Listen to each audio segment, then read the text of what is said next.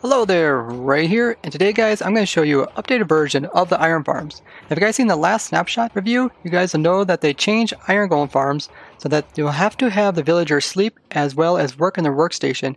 And we went ahead and designed some really cool looking iron farms, really small. Like this one here actually works 100% and it's quite small as you can see. I'll be showing you guys this design as well as a bunch of other designs we came up with, and also talk a little bit about how it works. So this design here, you can see it's very similar to my last design where we kind of have the minimum amount of villagers needed. So we got 3 villagers here, and you see that they all got some beds. There's 3 beds and there's 3 workstations here as well. We also got 1 zombie, and he is either name tagged or holding items so you don't despawn. We got a spawning platform which is up here.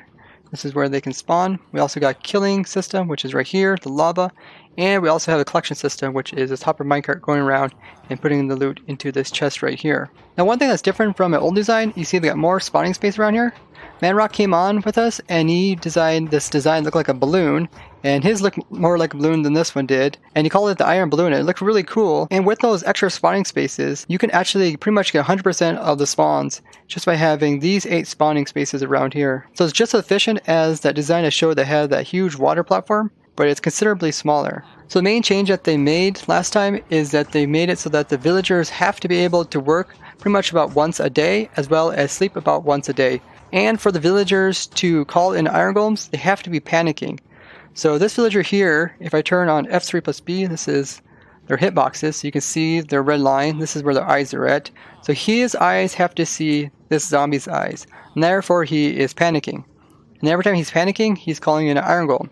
Now there is 3 villagers technically here, but only one of the villagers has to actually see the zombie and be panicking. So the biggest problem is that if the villager is panicking, he is not going to be working his workstation and he's not going to be sleeping.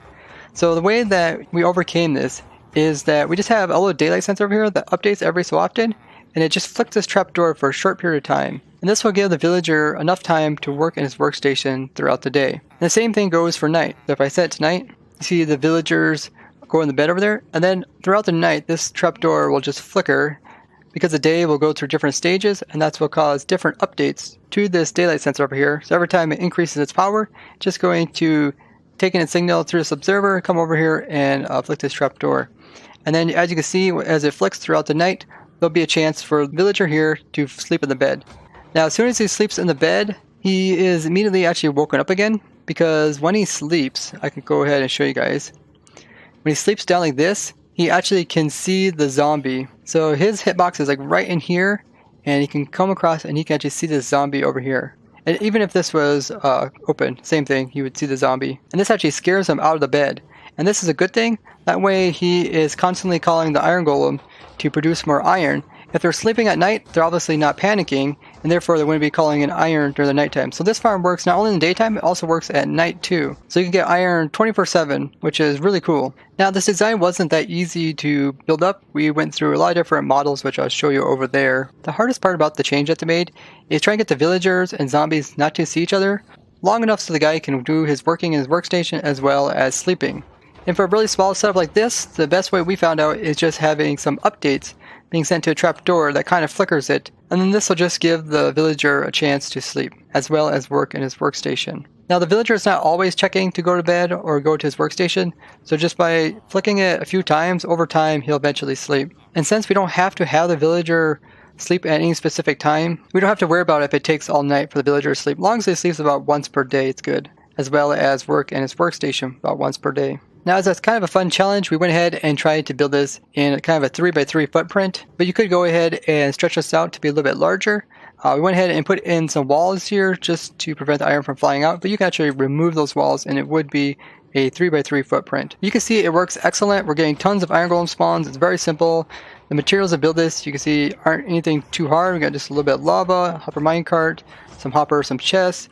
Getting 3 villagers as well as a zombie might be kind of difficult. We don't have to build this in the air like we did. You can build this down in the ground too. You just need to make sure you poke a hole so the skylight can get at least to this daylight sensor down here. So skylight doesn't have to come directly above the daylight sensor to actually work. It could come in from the side too, and it will still cause the sensor to activate. We have the zombie here just sitting in a cauldron with a trapdoor, and we have another trapdoor up here.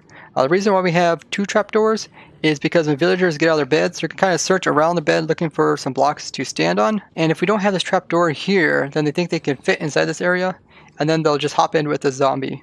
That's also why we have a block up here. So if this flickers, they don't think that they can hop into this area. Because if they think they can fit, they'll just go ahead and hop into that area, even if there's a zombie over there. And then you can see we just got 3 beds here, and we got 3 workstations. Over here we just use cauldrons because they're blocks and not tile entities, so just a little bit less leg. And if I go ahead and set it to morning again, you'll see these guys will hop out of their bed and they'll just be set inside of their workstations because they really have no other place to be set on. So they just get put directly inside of whatever block is above them.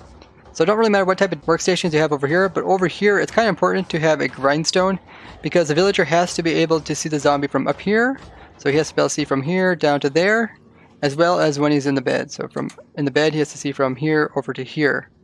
The grindstone is nice and short, so you can get that good angle of view. Tried a couple other different types of blocks, and he wasn't able to see the zombie. But there's really not that much to it, as you can probably see. It's just a little 3x3 footprint. And yeah, it produces tons of iron. I just went ahead and started this up already just during the recording. We see already got almost a stack of iron just from recording. And you could decorate this and put this up in the sky, or you can, like I said, put it down in the ground, which is probably easier because getting a zombie up here and villagers up here would be kind of annoying. Unless you had another portal and push villagers into another portal and then into the nether and then back out. And that's actually a very useful trick to transfer mobs up high in the sky. So you use another portal kind of to link the 2 dimensions so you can skip a lot of wide levels. But getting the villagers into the system isn't too hard. I'll go ahead and show you guys. So let me just remove these guys. So what we want to do is just wait until it's night, and then you just want to put the villagers kind of close to it. So push your villagers like on a block like this, and then they'll just hop into the beds. And then same goes for like this side here. Just push your villagers into this area and then they'll hop into that bed. And then he will immediately get scared again and pop back out again because that's how it's supposed to work. Now if you do put this in the ground, you just want to make sure that all the sides are covered up so the villagers don't think they can walk off. So currently they're not going to walk off because they would die. But if you had like this by land, then they just hop off and hop onto land. So either got to put this up in the air so they don't jump down to the ground, so at least 8 blocks off the ground, or put it into the ground with solid walls so the villagers won't be able to escape. Same thing goes for the zombie. Currently he can't go anywhere, so he just kind of sits there. Now you can go ahead and just put in solid walls around the outside. You can see the iron golems are still able to spawn inside of these solid walls that we have along here. So this whole thing could be underground as long as you have a hole that goes to the daylight sensor. And one thing we did notice is iron golems can pretty much spawn inside of blocks too. So if you actually had this upside down like this top piece here, even though it's covered up by this block, they'll still try to spawn on top of that. So you have to make sure your stairs are facing this direction. Now the bottom stairs just to prevent items from getting popped out of the system, and the slab on top is to prevent the iron golem from hopping up on top of the stair, because he's just like a player. He can kind of hop up on top of this since he spawns directly inside this block, and then he could actually move away from lava and not take any damage from it. Now they actually changed the way that entities interact by being inside of blocks. This is something I personally complained to Grum about, and I'll try to show you the difference. So the way that used to be, if an entity went halfway into the stair block, it would bump up against the side. It wouldn't be able to be pushed all the way through this way. So let me kind of show you that. So if I somehow hop a minecart here, partly into it, the actual hitbox of the stair used to be able to hold that minecart from going all the way through.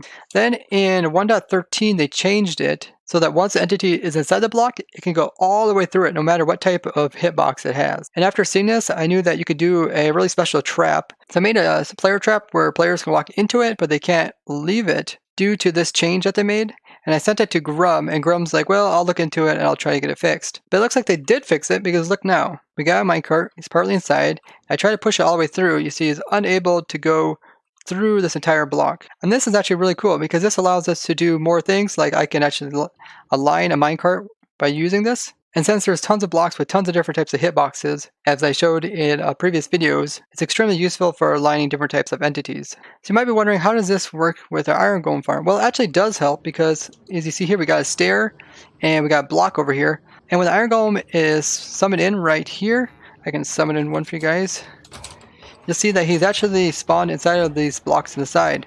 And because of this, he is not able to actually push his way through this, because this backside of the block here is actually going to prevent him from moving. So it's pretty helpful in making really compact iron farms. So we actually made quite a few different designs, which are over here. This is on our snapshot testing server, where we do testing with viewers during our Twitch streams. Those are every Wednesday as well as Friday. And we just had a stream last night. It was very successful. You can see all the different types of iron farm designs that we made last night. and it was a lot of fun. So over here is some of our old designs. We actually have quite a few of them. This is the original design by Manrock. He was the one that kind of came up with this balloon shape. He pretty much took that really simple design that I showed in the last video and he made it with some more spawning floors, which is inside of here. But then when they made it so that they needed to have beds, we went ahead and added some beds in there, did some testing with it. And this one here actually worked really good. It used 2 zombies. There was a zombie here that we would use this trapdoor to close off his eyes. And there was a zombie down here as well. This zombie was scaring them when they're in the bed, and this one was scaring them when they weren't in the bed. And then the daylight sensor here would activate, and then that would update this trapdoor so the zombies could see him or not. Then we eventually went away from 2 zombies, and we went all the way down to just 1 zombie. We also made a different type of design, which is this one here, where the iron golem spawn on the bottom of the iron farm, and the villagers and zombies are up at the top. So in this one, the zombie would go right here and it'd have to be a husk. So the reason it would have to be a husk is because they don't burn from the skylight. And this design is actually like 1 block smaller than the other design, height-wise. And then the villagers would go over here. So we set it to night. We'll go ahead and put the villagers in. And you can kind of see how it works. Sort of the same type of deal where the trapdoor will close and then the villagers can kind of sleep. And then they can also work on their workstations. But obviously getting this set up is a little bit more difficult in survival. You have a lot of different things like end rods and stuff that are trying to hold stuff in very precise locations. We also made sub-designs that use like water to move the iron golems across into the lava source. But this wasn't really that much better since it has the same amount of spawning space, but it's a little bit larger. But it does do a little bit better job at collecting all the iron.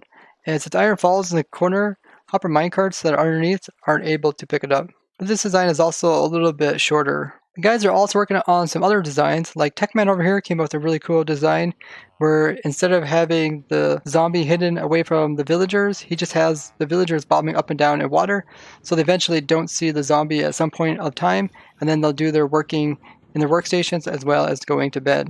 And he also has a nice little collection system up here, and by having the rails like this, then the hopper minecart is actually able to pick up iron that does fall in the corners. And over here we're testing with the actual system that would work in a 3x3 area with having the 100% iron pickup system. But it's more just for fun, trying to figure out how to compact it, and it's not really something you would do in survival. But the way you would do it is you would put in the rails kind of like this, and then you would push a rail over top of these other rails, and then when this rail goes over top, it would cause this one to slant. And then you put these rails in a square, so then they all kind of push the minecarts in a circle. And that way you can actually do it without having any blocks outside of a 3x3 area. But it's more just for the fun of compacting stuff. Now over here, Xreda actually has a really cool design where he is putting 4 villagers to 1 spawning space for the iron golems. So by spacing his villagers out every 10 blocks, these guys will each separately spawn in their own iron golem, and then he has a system here which will move them towards the center and kill them. He got quite a few different designs he's currently trying out right now, but this definitely looks like a viable option, and hopefully we'll see more of this in the future. It was a lot of fun having everybody join the snapshot testing server here and working on a lot of different types of farms, which I'll show in some future videos. And if you guys would like to join our Twitch streams, you can find my schedule on my Twitch page, which I'll link down in the description. But the best way to actually get notified is to follow me on Twitter or turn your notifications on YouTube, as well as join the ProtoTech community Discord. And then you can always be notified of whenever we start up streams. Because I'm just one of many members that are part of the ProtoTech server, and many of the other members also stream as well as do YouTube videos. And during the stream, somebody put those boss bars as well as those subtitles on my screen, which I'm not exactly sure how to remove. But I do remind people to go ahead and subscribe to me on YouTube.